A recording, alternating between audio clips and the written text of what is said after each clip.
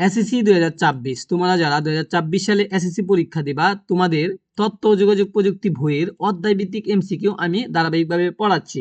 কেননা তোমাদের সিলেবাসে দ্বিতীয় অধ্যায়, চতুর্থ অধ্যায়, পঞ্চম অধ্যায়, ষষ্ঠ অধ্যায় রয়েছে সংক্ষিপ্ত সিলেবাসে। এই 4টা অধ্যায় যদি তুমি ভালো করে পড়ো তাহলে বোর্ড পরীক্ষাতে তুমি 25টা এমসিকিউ কমন পাইবা মাত্র 4টা অধ্যায় পড়লে। তোমাদের সংক্ষিপ্ত সিলেবাসে কিন্তু প্রথম অধ্যায় এবং তৃতীয় অধ্যায় নাই। তো তুমি কি ভুলটা করতেছ, তোমাদেরকে ভুলটা আমি ধরেই দিই। তোমরা কি করতেছ, উড়াদুরা পড়াশোনা করতেছ বোর্ড কোয়েশন গুলা 2020 সালে বোর্ড কোয়েশন বড়রা যারা পড়ছিল, হ্যাঁ 2021 সাল, 2022 সাল, 2023 সাল বোর্ড কোয়েশন গুলা পড়তেছ, ঢাকা বোর্ড, হ্যাঁ কুমিল্লা বোর্ড, এগুলা পড়তেছ। পড়লে কিন্তু লাভ হবে না, কমন পড়বে না এমসিকিউ। কেন পড়বে না? 2024 সালে 2025 সালে যে বোর্ডে পরীক্ষা আসছিল, প্রথম অধ্যায় থেকে এমসিকিউ আসছিল, তৃতীয় অধ্যায় থেকে এমসিকিউ আসছিল, তোমাদের কিন্তু প্রথম অধ্যায় তৃতীয় অধ্যায় থেকে এমসিকিউ আসবে না। আসবে কোথা থেকে? এই 4টা অধ্যায় থেকে 25টা এমসিকিউ আসবে। তো তোমাদেরকে 25টা এমসিকিউ কমন পাওয়ার জন্য কি করতে হবে? অবশ্যই সিলেবাসে থাকা 4টা অধ্যায় পড়তে হবে। দ্বিতীয় অধ্যায়, চতুর্থ অধ্যায়, পঞ্চম অধ্যায়, ষষ্ঠ অধ্যায় পড়তে হবে। আমি আগের ভিডিওতে দ্বিতীয় অধ্যায় পড়াইছি, চতুর্থ অধ্যায় পড়াইছি, আজকের ভিডিওতে পঞ্চম অধ্যায় পড়াবো। তোমরা এই শীটগুলো নিয়ে ভালো করে আশা করি পড়বা। চলো আমরা এমসিকিউ গুলা ভালো করে পড়ি এবং শিখি। তো 1 নাম্বার, আদিকাল থেকেই মানুষ নিজেকে প্রকাশ করার জন্য কোনটি ব্যবহার করছে? মিডিয়া ব্যবহার করছে। আমরা যখন অনেকগুলো প্রকাশ মাধ্যমকে নিয়ে কথা বলি তখন তাকে কি হিসেবে চিহ্নিত করে থাকি?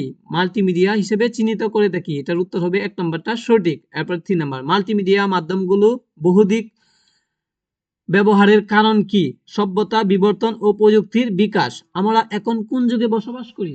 বন্ধুরা আমরা এখন ডিজিটাল যুগে বসবাস করি।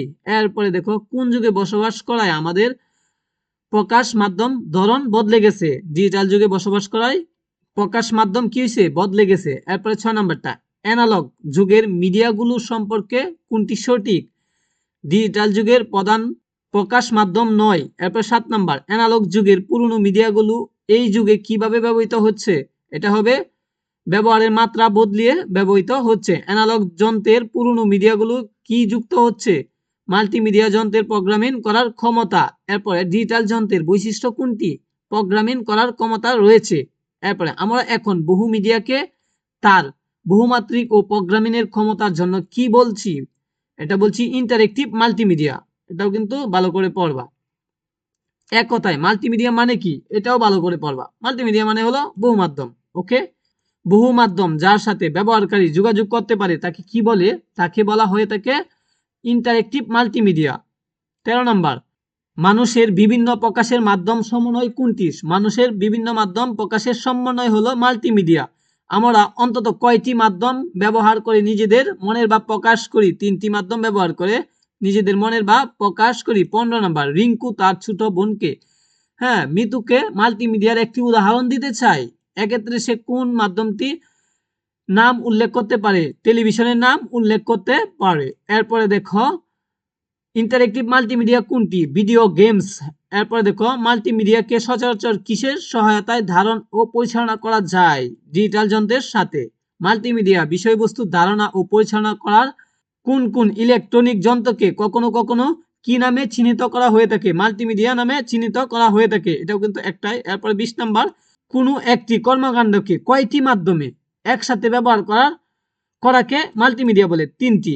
এরপরে দেখো সুহান বারান্দায় বসে মোবাইল ফোনে গেমস খেলছে। কি করতেছে? গেম খেলতেছে। তার বিনোদনের মাধ্যমটিকে আমরা কি বলতে পারি? ইন্টারেক্টিভ মাল্টিমিডিয়া বলতে পারি। আচ্ছা, সিনেমা ও চলচ্চিত্র উদ্ভব হয় কত সালে? এটা অনেক সহজ।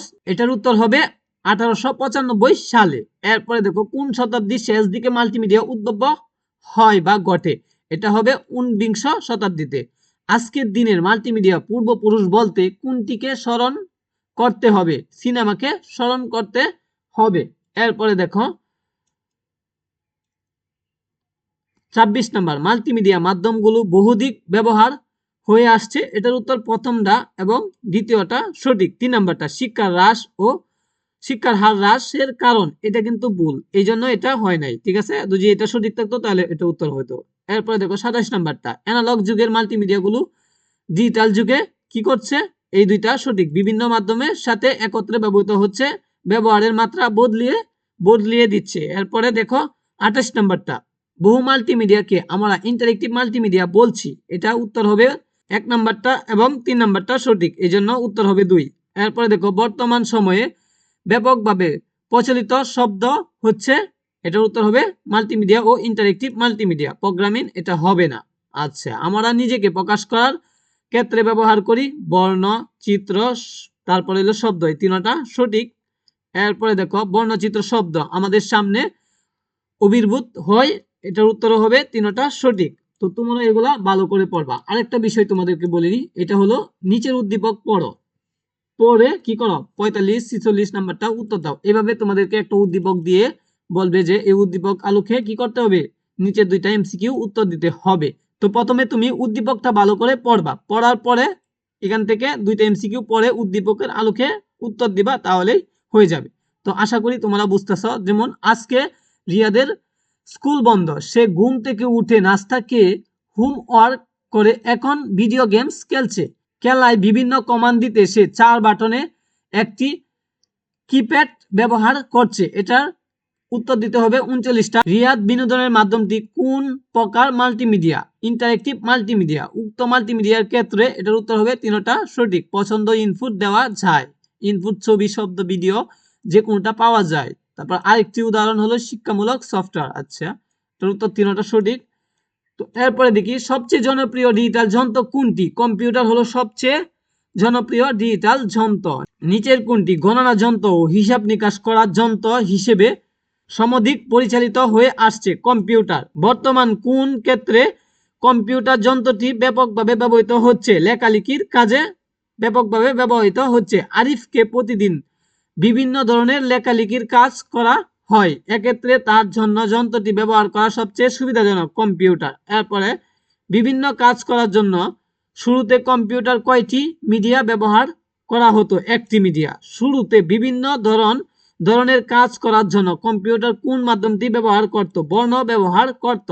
আচ্ছা, কোনটি প্রোগ্রামিং করার ক্ষমতা রয়েছে? কম্পিউটারের প্রোগ্রামিং করার কি রয়েছে? ক্ষমতা রয়েছে। কম্পিউটার মাল্টিমিডিয়া ধারা যে ইন্টারেক্টিভ অভিজ্ঞতা বোঝা যায় তার উপাদান কোনটি? 3টি। তার উপাদান কয়টি? 3টি। এখন মাল্টিমিডিয়া অভিজ্ঞতা কেমন? অতীতের চেয়ে অনেক সমৃদ্ধ।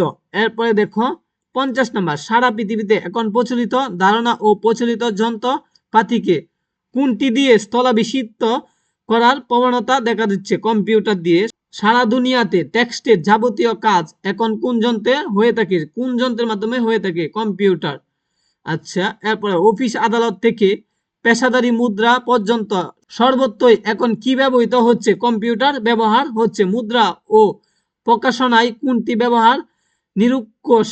এটা হলো কম্পিউটার। দুনিয়ার সর্বত্রই গ্রাফিক্স তৈরি, সম্পাদনা ইত্যাদি যাবতীয় কাজ কোন যন্ত্রে ব্যবহার করে করা হয়ে থাকে? এটা উত্তর হবে কম্পিউটার। আচ্ছা, এভাবে তোমরা পড়বা। 90 এটা উত্তর হবে। এরপরটা হবে ফটোশপ, এরপরটা হবে কম্পিউটার, এরপরটা ইন্টারেক্টিভ মাল্টিমিডিয়া সফটওয়্যার কিসের মাধ্যমে আমরা দেশে বিস্তৃত হচ্ছে? এটা হলো ইন্টারনেটের মাধ্যমে বিস্তৃত হচ্ছে। এটার উত্তর পাইলাম। এরপরেরটাও ইন্টারনেট, এরপরটা হবে গ্রাফিক্স, এরপরটা হবে কোনটি? চলমান গ্রাফিক্স। ভিডিও কিন্তু চলমান গ্রাফিক্স চলতেছে, ভিডিও কিন্তু থামে না, ভিডিও চলতে থাকে, ঠিক আছে, এর জন্য চলমান গ্রাফিক্স। বিশ্বজুড়ে কোনটি একটি সুপ্রতিষ্ঠিত মিডিয়া? অডিও হলো সুপ্রতিষ্ঠিত মিডিয়া। আচ্ছা, বিশ্বজুড়ে ভিডিও অ্যানালগ থেকে কিসে রূপান্তরিত হয়? ডিজিটালে রূপান্তরিত হয়। এরপরটা হবে ভিডিও প্রচার। এরপরটা অ্যানিমেশন এক ধরনের গ্রাফিক্স। এরপরে কোনটি চলমান ও স্থির হতে পারে? অ্যানিমেশন চলমান এবং স্থির হতে পারে। এরপরটা হবে 1 নম্বরটা। এরপরটা দেখি বিজ্ঞাপন। 70 নম্বরটা হবে অ্যানিমেশনে। আচ্ছা, আমাদের দেশে কোন বিষয়ে কাজ করার লোক কি অভাব রয়েছে? অ্যানিমেশনে কাজ করার লোকের অভাব রয়েছে। আচ্ছা, কোনটি এখন কেবল একক মিডিয়া হিসেবে ব্যবহৃত হয় না? অ্যানিমেশন একক মিডিয়া হিসেবে ব্যবহৃত হয় না। নিচের কোনটি গ্রাফিক্সের একটি রূপ? সিনেমা হলো গ্রাফিক্সের একটি রূপ। এরপরে দেখো কোন দুইটি মধ্যকার প্রযুক্তির পার্থক্য এখন কমে আসছে? ভিডিও ও সিনেমা। শব্দ রেকর্ড, সম্পাদনা ইত্যাদির ক্ষেত্রে সারা দুনিয়ায় এখন কিসের উপর নির্ভর করে? কম্পিউটার উপর নির্ভর করে। সাউন্ড ইঞ্জিনিয়ারিং কোন পদ্ধতিতে এখন কার্যত সম্পূর্ণ অচল হয়ে পড়ছে? অ্যানালগ। এরপরটা হবে কম্পিউটার, এরপরটা মাল্টিমিডিয়া। তো তোমরা এভাবে ধারাবাহিকভাবে এমসিকিউ গুলা গুরুত্ব সহকারে পড়বা। দেখো এই শীটটা নিবা, কিভাবে নিবা আমি তোমাদেরকে একটু দেখাচ্ছি। দেখো এই এমসিকিউ গুলা কিন্তু সবচেয়ে গুরুত্বপূর্ণ, এই জন্য তোমাদেরকে রাখা হয়েছে তোমরা যাতে সহজে শিখতে পারো। আচ্ছা, চলো আমরা দেখি তোমরা কিভাবে আমাদের থেকে এমসিকিউ গুলা নিবা। দেখো এখানে রয়েছে, আমাদের কাছে রয়েছে সকল বিষয়ের উপর শর্ট সিলেবাস অনুযায়ী গুরুত্বপূর্ণ সাজেশন। তোমাদেরকে যদি আমি সাজেশন দেই, কিন্তু এই সাজেশনটা যদি শর্ট সিলেবাস অনুযায়ী না হয়, তাহলে কিন্তু তোমার কোনো লাভ হচ্ছে না। ঠিক আছে, ভালো রেজাল্ট করতে পারবে না, এ প্লাস পাইবে না। এরপরে তোমাদেরকে এই সাজেশনটা পেতে হলে কি করতে হবে, হোয়াটসঅ্যাপে সাজেশন পেতে হলে এখনই হোয়াটসঅ্যাপ করো, হোয়াটসঅ্যাপ নাম্বারও দেওয়া আছে। তো আশা করি তোমরা হোয়াটসঅ্যাপ করবা যাদের এই পিডিএফ গুলা দরকার। তো ধারাবাহিকভাবে পরবর্তী ভিডিওতে আমি ষষ্ঠ অধ্যায়ের এমসিকিউ গুলা পড়াবো। তোমাদের 25টা এমসিকিউ কমন পাইতে হলে অবশ্যই কি করতে হবে, 4টা অধ্যায়ের এমসিকিউ মনোযোগ সহকারে ভিডিও আকারে দিছি, তোমরা যাতে সহজেই শিখতে পারো। তো সহজেই এগুলা শিখে ফেলবা। তো সকলকে ধন্যবাদ জানিয়ে ভিডিওটা শেষ করতেছি। পরবর্তী ভিডিওতে আমরা দেখা করব ইনশাল্লাহ।